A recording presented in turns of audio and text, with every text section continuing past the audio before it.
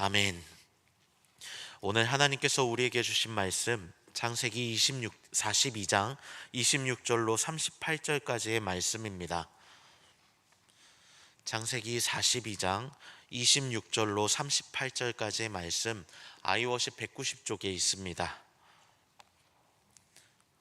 이는 살아계신 하나님의 말씀입니다. 함께 받들어 읽겠습니다. 그들이 곡식을 나귀에 싣고 그곳을 떠나더니 한 사람이 여관에서 나귀에게 먹이를 주려고 자루를 풀고 본즉 그 돈이 자루 아귀에 있는지라.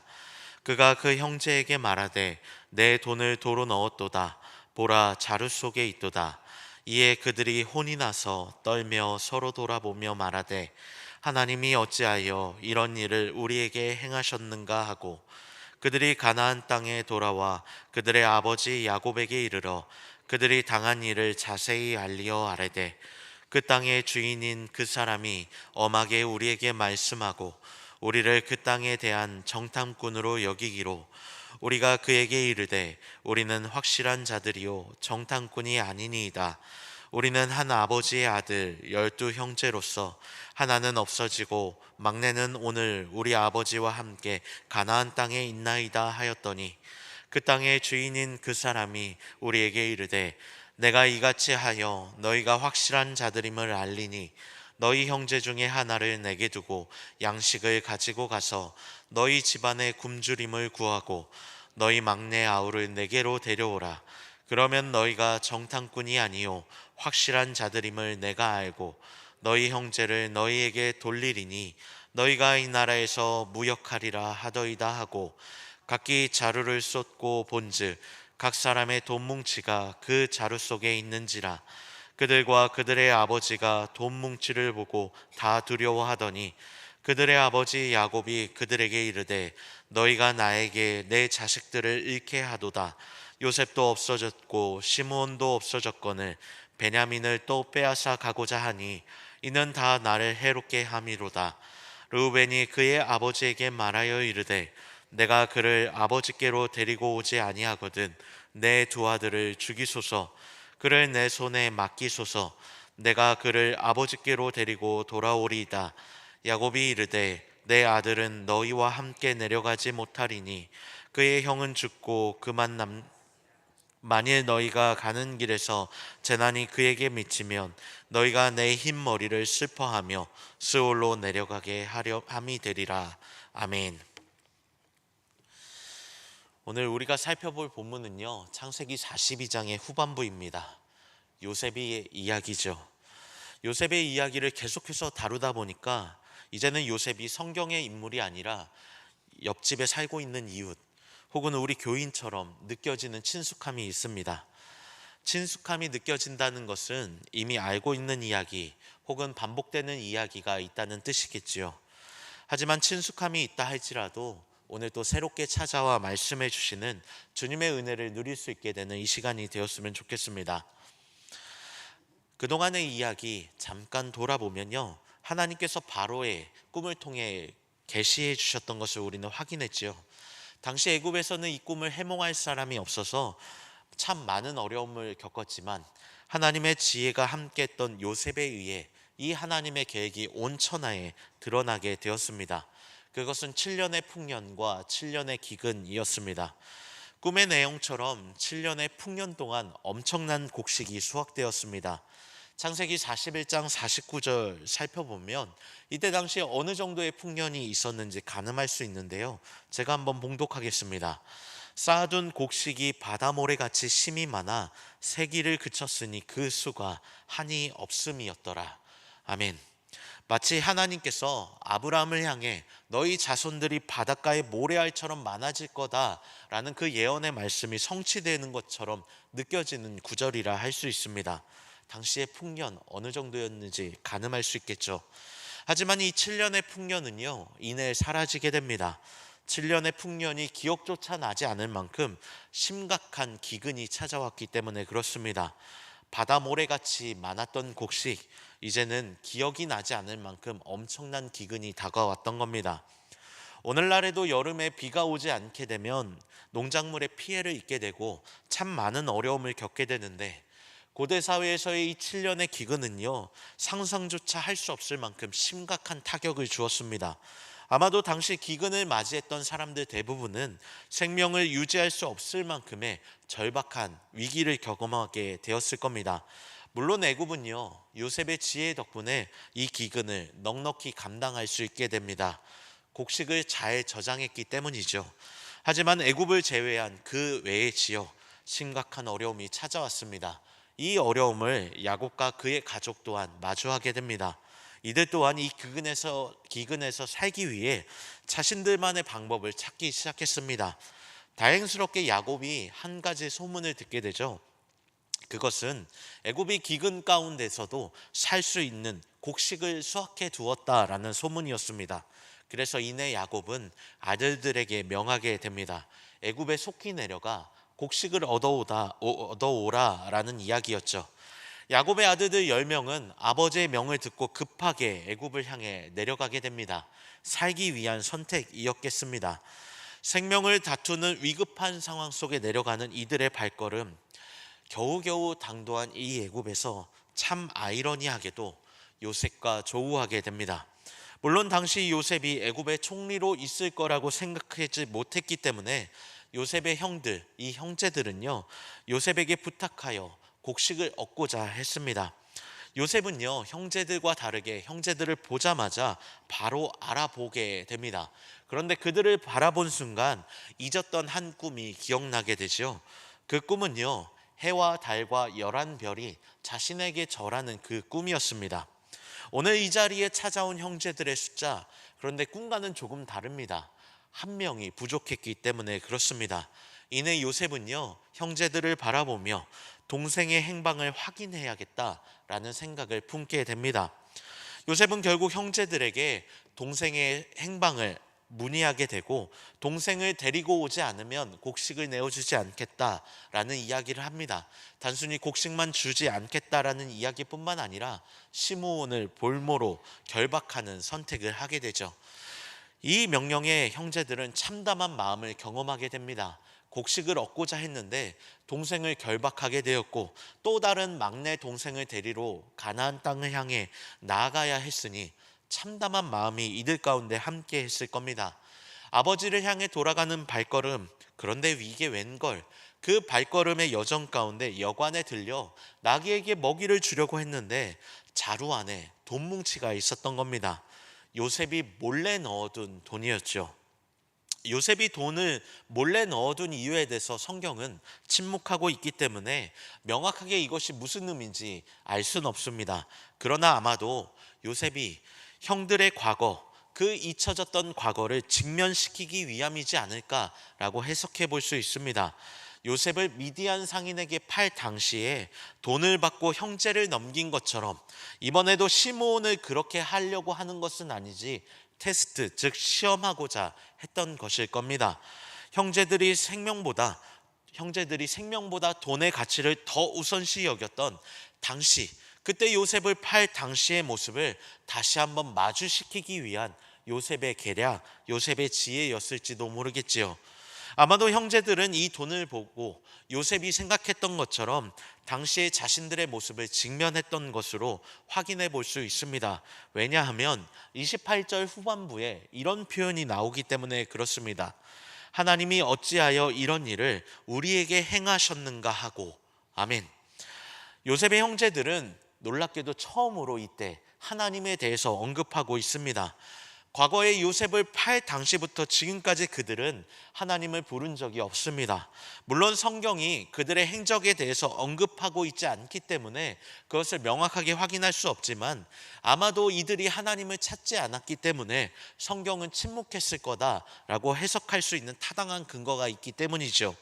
그들은 스스로의 악한 행위를 기억 한켠에 묻어둔 채 살아왔지만, 이내 이 돈뭉치를 본 순간 하나님의 그 놀라우심, 하나님의 두렵고 떨림을 주는 그 무서움을 직면해 보진 않았을까, 우리는 상상해 볼 수가 있는 겁니다. 그렇게 자신들이 숨겨온 과거를 직면한 이들, 가나안 땅을 향해 다시 발걸음을 옮기게 됩니다. 그런데 이 발걸음은요, 이전보다 더 심각한, 더 어려운 발걸음이었을 겁니다. 그렇게 겨우겨우 도착한 그곳에 이들은 아버지 야곱에게 그동안 있었던 일을 이야기하고 있습니다. 창세기 42장 33절과 34절의 말씀인데요. 우리 한 목소리를 한번 읽어보겠습니다.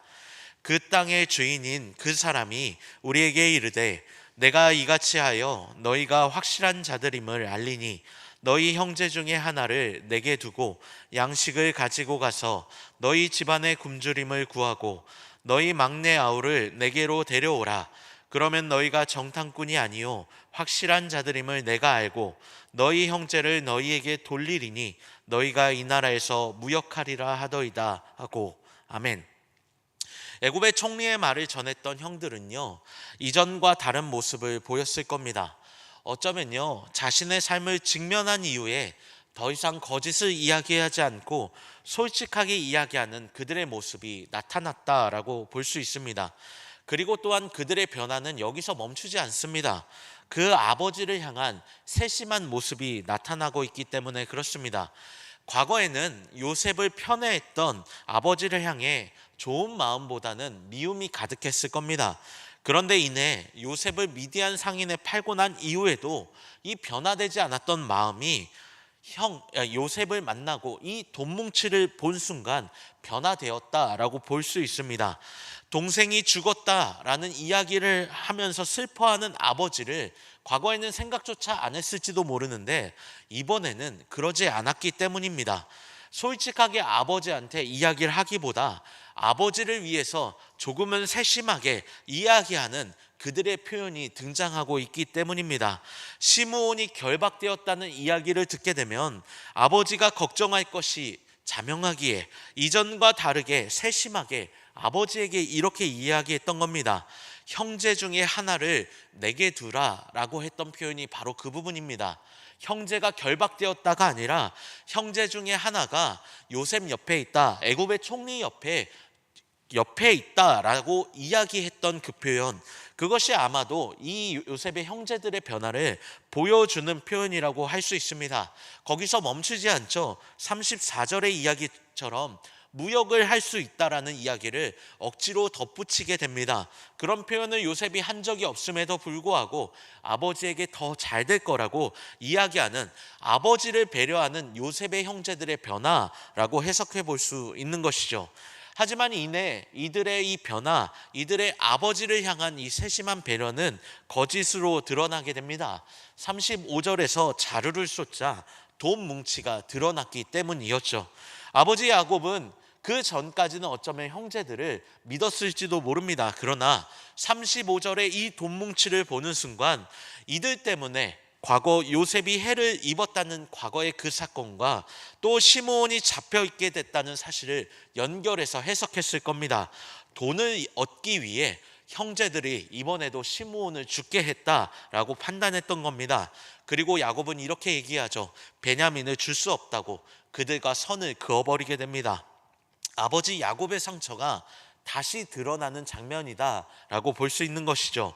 물론 이 모습을 본 르우벤이 시므온을 데려오겠다고, 데려오지 못하면 자신의 두 아들을 죽여도 되긴다고 아버지께 이야기하며 요청을 하게 되지만 야곱은 그러한 르우벤의 요청을 받아들이지 않게 됩니다. 가족 간에 그동안에 감춰두었던, 숨겨두었던 모든 상처가 드러나는 장면이 바로 이 구절들이라고 할 수 있습니다.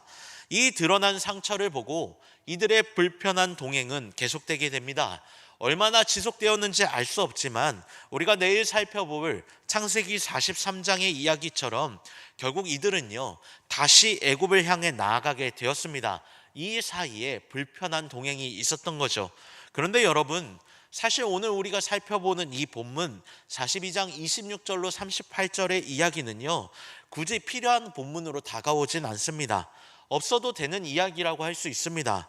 좋게 보면 그렇습니다. 시므온을 두고 가나안으로 돌아와 심각한 기근 속에서도 다시 양식을 얻기 위해, 또 시므온을 구하기 위해 애굽으로 내려가는 이야기로 자연스럽게 전개되는 것이 더 우리에게 교훈으로 다가오기 때문에 그렇습니다. 그런데 왜 하필 이 껄끄러운 이야기, 왜 이 상처를 직면하는 이야기를 하나님께서는 오늘 우리에게 마주하게 하시는 걸까요? 왜 하나님은 굳이 이 안타까운 이야기를 기록해 두신 것일까요? 그것은요, 역설적이게도 하나님의 가혹한 자비를 보여주시기 위함입니다. 사실 야곱과 그의 자녀들은요, 아브라함에게 이어진 하나님의 언약이 함께한 백성들이었습니다. 그들은 하나님의 뜻을 이 땅에 펼치기 위해 선택된 자녀들이었습니다. 한 사람 아브라함을 택하셔서 또 그의 후손들을 사용하셔서 복을 주시기 위한, 복의 근원으로 삼기 위한 하나님의 언약이 함께했던 백성들이었습니다. 그런데 지금은 이들의 모습 어떠한가요? 야곱이 라반의 집에서 복을 받아서 지팡이를 들고 갔음에도 두 때로 나눌 만큼 큰 복을 받았음에도 불구하고, 이스라엘이라는 이름을 받았음에도 불구하고 지금 이들의 가정 복이었나요? 그렇지 않습니다. 이들에게 주어진 약속은 이미 무너져 있었고, 형제들은 서로 반목하며 죄를 일삼고 살아왔습니다. 요셉이 애굽의 총리인지도 모르고 그 앞에서 서로 반목하며 요셉을 팔아넘긴 죄를 서로에게 전가하는 슬픈 모습을 보여주었습니다. 요셉만은 편애하였던 아버지를 사랑으로 대하지 않았으며, 무엇보다 그들은요, 하나님을 떠난 채 살아왔습니다. 하나님의 언약이 이미 무너져 보였고 죄로 가득해 보이는 것이 이 야곱의 자녀들의 삶이었기 때문입니다. 그런데 하나님께서는요, 죄로 인해 하나님을 떠난 그들을 향해 다시 신실하신 그 사랑, 하나님의 자비를 보여주고 계십니다. 요셉을 열방을 구원하기 위한 생명의 부양자로 선택하신 하나님께서 요셉을 사용하여 그동안 숨겨왔던 그들의 죄와 상처를 직면시키고 계셨던 겁니다. 가혹해 보이는 이 직면은요, 오히려 그들의 죄를 깨닫게 하고 잊었던 하나님을 찾게 만들었던 겁니다. 결국 어떻게 되었을까요? 42장 21절로 22절을 살펴보게 되면 이제 과거에 묻어두었던 요셉을 팔았던 그 일을 직면하게 되었습니다. 자신들의 죄를 스스로 고백했던 겁니다. 회개가 시작된 겁니다. 그리고 난 뒤에 42장 28절에서 하나님을 두려워하기 시작했습니다. 아버지가 만난 하나님이 아니라 이제 자신들이 하나님 앞에 엎드리기 시작했던 겁니다. 이후에 33절에서 아버지를 향한 섬세한 마음을 보이기 시작했으며, 결국에는 시므온을 구하게 되고 요셉과 화해하게 되는 놀라운 변화를 보이게 됩니다. 이전과 다르게 드디어 하나님의 백성으로서, 약속의 자녀들로서의 모습이 나타나기 시작했던 겁니다. 우리는 종종 상처가 나면 반창고를 붙이게 됩니다. 소독을 하고 반창고를 붙이게 되죠. 그런데 반창고를 붙인다고 그 상처가 회복된 것은 아닙니다. 계속해서 반창고를 떼어내고 소독하고 갈아줘야 하는 일이 필요합니다. 하지만 우리는 그렇게 하지 않습니다. 안에서 골마가고 썩어간다 할지라도 이미 다 회복되었다 생각하고 살아갈 때가 있는 겁니다. 요셉의 형제들이 그러했던 것처럼 우리에게 그런 모습이 있다는 겁니다. 하나님 앞에 지은 죄, 하나님을 떠났던 모습, 우리의 이웃을 사랑하지 않고 그들에게 아픔을 줬던 것들, 그 외에도 다양한 모습이 우리 안에 있습니다. 그런데 그것 위에 반창고를 붙이고 마치 아무렇지 않은 양 살아갈 때가 우리에게 있는 겁니다. 그 속이 썩어 들어가고 하나님으로부터 멀어져서 죄의 악취가 가득한다 할지라도 나는 괜찮다고 외면하고 있는 것이죠. 그런 우리에게 하나님께서는 오늘의 말씀을 통해 알려주고 계신 겁니다. 우리의 상처를 직면하고 우리의 죄를 직면하고 반창고를 걷어내고 다시 십자가의 보혈로 깨끗하게 정결케 해야 한다고 말이죠. 죄를 직면하는 것, 우리의 아픔을 직면해야 한다고 하나님께서 알려주고 계신 겁니다. 물론 그것이 쉽지만은 않습니다. 하지만 그것을 걷어내고 다시 마주해야만, 그 고통을 마주해야만 비로소 고칠 수 있음을 우리는 알고 있습니다. 그렇기에 하나님께서는 그것을 우리에게 오늘 요구하고 계십니다. 그것이 진정으로 우리를 살리는 길이기 때문에 그렇습니다. 그것이 우리에게 허락하신 하나님의 언약을 신실하게 이루어가는 길이기 때문에 하나님께서 오늘 우리에게 요구하고 계시는 겁니다. 그러니 여러분, 오늘 말씀을 통하여 혹여나 우리가 과거에 덮어두었던 죄가 있다면, 상처와 아픔이 있다면 다시 기도하며 주님 앞에 우리의 상처를 내놓게 되길 바랍니다. 다시 한번 주님의 사랑을 의지하며 직면할 수 있게 되길 바랍니다. 그리고 주님의 용서를 구하며 우리 이웃에게 용서를 구하며 또 용서하며 그렇게 주님 앞에 나아갈 수 있는 저와 여러분 되길 바랍니다.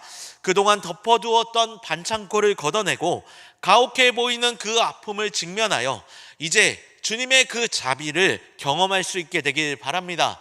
우리가 그렇게 주님 앞에서 우리의 상처를 직면할 때 요셉의 형제를 회복시키셔서 마침내 그들을 하나님의 백성이라 일컬음을 받아갈 수 있도록 하는 하나님의 은혜가 우리에게 펼쳐져 갈 것임을 기억할 수 있는 저와 여러분 되길 바랍니다.